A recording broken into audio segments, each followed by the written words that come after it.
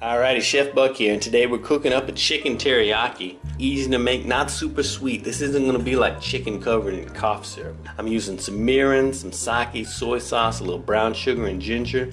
You know, and you can take a hit of that sake too before you get started. You know, to just kind of settle your nerves, right? I'm gonna use equal parts of mirin, sake, and soy sauce.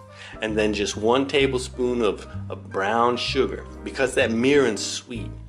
If you're not using mirin, just use a little bit more sake and a little bit more sugar. And I also got some minced ginger in here, but that's optional, but you'd be crazy not to put it in there. I'm using chicken thighs, boneless, skinless, chopped up into 1-inch pieces, seasoned lightly with some salt and pepper, and then I'm gonna put a little bit of cornstarch on here too, and go ahead and get it mixed up.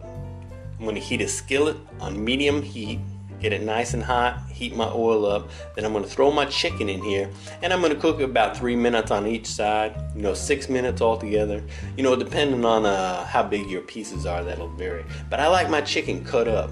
I don't like to cook the whole piece and then slice it afterwards, because I like it to be nice and cooked on all sides. And I'm gonna add some hot pepper in here too, but that's optional.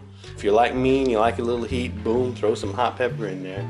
And then once your chicken's almost cooked through, raise the skillet up to high heat, because you want it to be hot when you put in your teriyaki sauce, because you want it to bubble up right away, and you want that alcohol to start to cook off, and you want this mixture to start to reduce down, because you want your sauce to thicken up. So once it starts to reduce, lower the heat, and then go ahead and let it simmer away for about 2 or 3 minutes until the sauce gets to the consistency that you like. And boom, there you go, that's it, chicken teriyaki. Not overly sweet, it's just delicious. Serve it over some white rice, top it with some green onion tops. That's a traditional way of eating it. Throw some sesame seeds on there if you want.